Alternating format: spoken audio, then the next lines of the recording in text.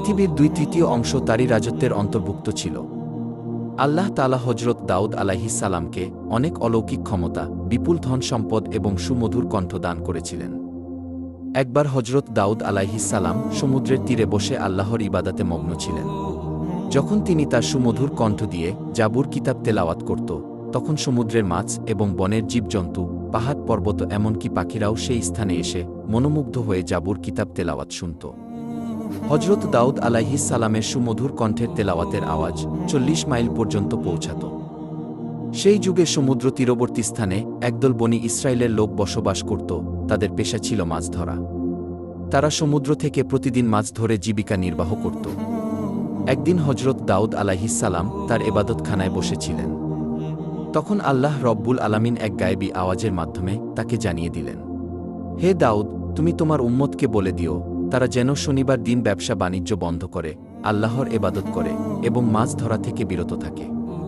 কেননা ওই দিন তোমাদের জুমার দিন অর্থাৎ ইবাদতের দিন হিসেবে আমি ঘোষণা করেছি।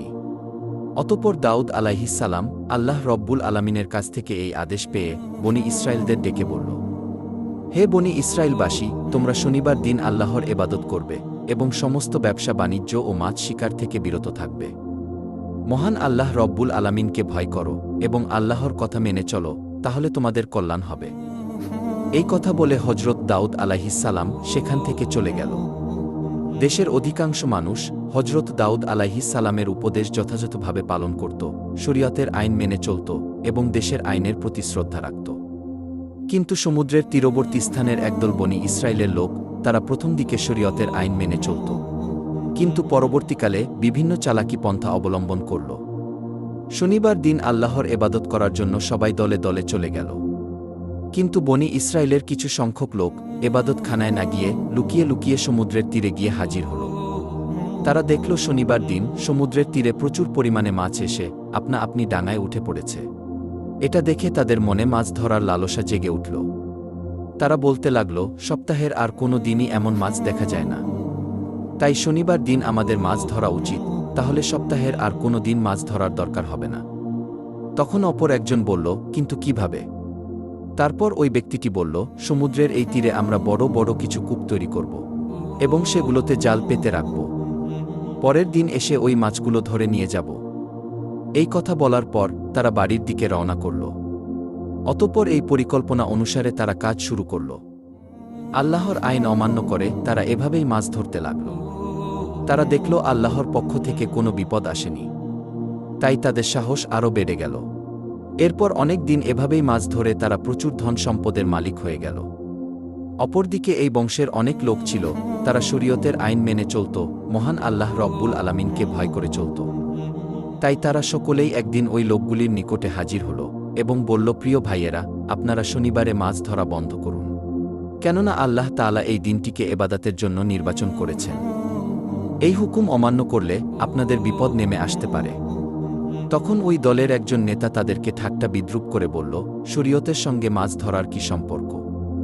এই ধরনের আদেশ কোনো নবীর জামানায় দেখা যায়নি। এই কথায় কোনো যুক্তি নেই, অতএব এই হুকুম আমরা মানতে পারব না। শনিবার দিন আমরা প্রকাশ্যে মাছ ধরব। তবে দাউদ আলাইহিস সালাম যদি এর কোনো কল্যাণকর দিক দেখাতে পারে তবে এটা মেনে নেব। অতএব তোমরা যাও, এই বিষয়ে জিজ্ঞেস করে এসো। অতঃপর কয়েকজন লোক হযরত দাউদ আলাইহিস সালামের নিকটে গিয়ে হাজির হল এবং দাউদ আলাইহিস সালামের সাথে তর্ক বিতর্ক করে বসল। তখন দাউদ আলাইহিস সালাম বলল, আল্লাহ তাআলা তোমাদের লোভ লালসা থেকে দূরে থাকার জন্য মাছ ধরা নিষেধ করেছেন। অতএব শনিবার দিন মাছ ধরা থেকে দূরে থাকা তোমাদের জন্য কল্যাণকর বলে আমি মনে করি। অতঃপর বনি ইসরায়েলের লোকেরা হযরত দাউদ আলাইহিস সালামের কথা শোনার পর তাদের নেতার কাছে এসে ওই সমস্ত কথা খুলে বলল। তখন তাদের নেতা বলল, দাউদ নবীর এই কথা মেনে চলা আমাদের পক্ষে সম্ভব না। অতএব আগামী দিন শনিবার তোমরা মাছ ধরার কাজ চালিয়ে যাবে। তোমরা ভয় পেও না, কিছু হবে না। এর আগেও মাছ শিকার করে আমরা অনেক ধন সম্পদের মালিক হয়েছি। অতএব আমার কথা শুনে চললে তোমাদের সবারই ভবিষ্যতে লাভ হবে। এই কথা শোনা মাত্রই সেখানে থাকা সমস্ত বনি ইসরায়েল আনন্দে আত্মহারা হয়ে পড়ল। অতঃপর পরের দিন শনিবার মৎস্যজীবীদের মধ্যে থেকে মাত্র কয়েকজন আল্লাহর ইবাদত করার জন্য দাউদ আলাইহিস সালামের নিকটে হাজির হল এবং বেশিরভাগ মৎস্যজীবী দাউদ আলাইহিস সালামের কথা অমান্য করে ভোরবেলায় সমুদ্রে মাছ ধরতে চলে গেল।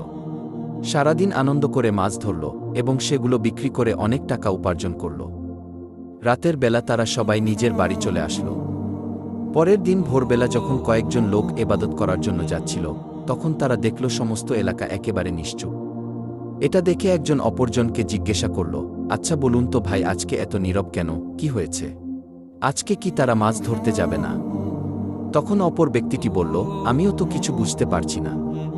অন্যান্য দিন সকল জেলেরা হইচই করে মাছ ধরতে যায়, কিন্তু এত নিস্তব্ধতা কখনোই দেখা যায়নি। চলুন আমরা সেখানে গিয়ে দেখি। এই বলে তারা সবাই পাশের বাড়ির ভিতরে চলে গেল। সেখানে গিয়ে তারা যা দেখল তাদের যেন শ্বাস বন্ধ হয়ে গেল। তারা দেখল একদল বড় বড় বাদর মাটিতে পড়ে গড়াচ্ছে। ওই লোকগুলোকে দেখা মাত্র বাদরগুলো তাদের পায়ের কাছে এসে হাউমাউ করে কাঁদতে শুরু করল। সেই মুহূর্তে কয়েকজন মেয়ে লোক এসে বলল, গতকালকে বারণ করা সত্ত্বেও তারা লোভ লালসায় পড়ে মাছ ধরতে গিয়েছিল। আল্লাহ রব্বুল আলামিন শনিবার দিন মাছ ধরা থেকে বিরত থাকতে বলেছিলেন, কিন্তু তারা শোনেননি। আল্লাহ এবং তার নবীর কথা অমান্য করার ফলে তারা সকলেই বানরে রূপান্তরিত হয়েছে। এখন আপনারা যদি দাউদ আলাইহিস সালামের নিকটে এদের হয়ে ক্ষমা প্রার্থনা করেন, তাহলে হয়তো তারা জীবন ফিরে পাবে। তখন ওই লোকগুলি বলল, সময় থাকতে তারা এই বিষয়গুলো খেয়াল করেনি, আমাদের তো কিছুই করার নেই। তবুও আমরা এই কথা হজরত দাউদ আলাইহিস সালামের নিকটে গিয়ে বলবো, এই বলে তারা সেখান থেকে চলে আসলো। অতঃপর একদল লোক তাদের পক্ষ থেকে হজরত দাউদ আলাইহিস সালামের কাছে হাজির হল এবং ঘটনার বর্ণনা করে বলল, তাদেরকে ক্ষমা করে দিন এবং মানুষের রূপে ফিরিয়ে দিন। তখন দাউদ আলাইহিস সালাম বলল, ক্ষমা করার মালিক আল্লাহ তাআলা, যদি তিনি ক্ষমা করেন তাহলে করতে পারেন। অনেক তাফসীর কারকদের বর্ণনা অনুযায়ী ওই বাদরগুলো মাত্র 3 দিন বেঁচে ছিল। তারপরে ওই জাতি ধ্বংস হয়ে যায়। আর যারা আল্লাহকে ভয় করেছিল এবং হজরত দাউদ আলাইহিস সালামের কথা মেনে চলত, তাদের কিছুই হয়নি। অতঃপর তারা সুখে শান্তিতে বসবাস করতে লাগল। একদিন বনি ইসরায়েলের কয়েকজন লোক হজরত দাউদ আলাইহিস সালামের নিকটে হাজির হয়ে বলল, হে নবী, আমাদেরকে কিয়ামতের কিছু আলামত দেখান, যাতে আমাদের ঈমান আরও মজবুত হয়। তখন হজরত দাউদ আলাইহিস সালাম বলল, 4 দিন পর তোমরা মক্তবের সামনের ময়দানে এসো, তাহলে কিয়ামতের কিছু আলামত দেখতে পাবে। এই কথা বলে তাদেরকে বিদায় দিলেন। সেই যুগে বনি ইসরায়েলদের মধ্যে একজন ধনী ব্যক্তি ছিল। তার সম্পদের অভাব ছিল না। তার একটি শখের গরু ছিল। গরুটির চেহারা খুব সুন্দর ছিল। সব সময় গরুটিকে সোনা রূপা দিয়ে সাজিয়ে রাখত। যে কেউ দেখলে গরুটির থেকে চোখ ফেরাতে পারত না এবং গরুটিকে মাঠে মুক্তভাবে ছেড়ে দিত। সারাদিন মাঠে চড়ত এবং রাতের বেলা গরুটি এসে ওই ধনী ব্যক্তির বাড়িতে শুয়ে পড়ত। হঠাৎ একদিন ওই গরুটি নিখোঁজ হল। ওই ধনী ব্যক্তিটি তার গরুটিকে খোঁজার জন্য বিভিন্ন জায়গায় তার লোকদের পাঠিয়ে দিল। বিভিন্ন জায়গায় অনেক খোঁজাখুঁজি করেও গরুটিকে যখন খুঁজে পেল না, তখন লোকগুলি ফিরে এলো। তখন ধনী ব্যক্তিটি বলল, যে ব্যক্তি আমার এই গরুটিকে খুঁজে আনতে পারবে, তাকে 100 স্বর্ণমুদ্রা পুরস্কার দেওয়া হবে। এই ঘোষণা করার পর দেশের বিভিন্ন জায়গায় অনেক লোক গরুটিকে খোঁজার জন্য ব্যস্ত হয়ে পড়ল।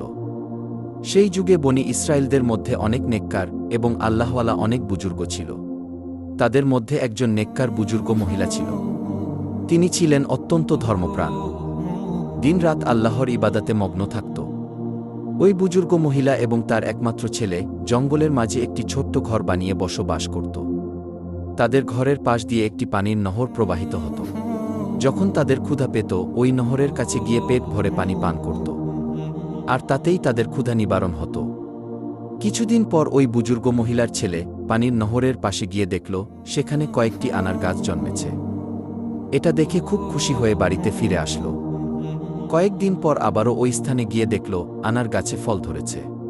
তখন ছেলেটি ফলগুলো নিয়ে বাড়িতে চলে আসলো এবং মা ও ছেলে দুজনেই পেট ভরে ফলগুলো ভক্ষণ করল। এভাবেই তারা নহরের পানি আর গাছের ফল খেয়ে তাদের দিন চলে যেত। বুজুর্গ মহিলা ও তার ছেলে অনেক বছর ওই গাছের ফল আর নহরের পানি পান করে এবং আল্লাহর ইবাদত করে অতিবাহিত করল। একদিন এই মহিলার ছেলে তার মাকে বলল, মা, আমরা এত বছর একই খাবার খাচ্ছি। এখন আমার ইচ্ছা হয় আমরা বাজার থেকে অন্য খাবার কিনে খাই। তখন তার মা বলল, তুমি টাকা কোথায় পাবে? ছেলেটি বলল, আনার গাছ থেকে কিছু আনার নিয়ে বাজারে যাব এবং সেগুলো বিক্রি করে যে টাকা পাব তা দিয়েই খাবার কিনে নিয়ে আসব। তখন তার মা বলল, শোনো বাবা, মহান আল্লাহ তাআলা সন্তুষ্ট হয়ে যে খাবার আমাদের দিচ্ছে তার উপর আমাদের খুশি থাকা উচিত। অতিরিক্ত কিছু চিন্তা করা আমাদের জন্য উচিত হবে না। আমাদের নতুন কোনো খাদ্যের দরকার নেই। মায়ের এমন কথা শুনে ছেলেটি সন্তুষ্ট হল না, বারে বারে একই কথা বলতেছে। তখন তার মা বিরক্ত হয়ে বলল, তোমার যা ইচ্ছা তাই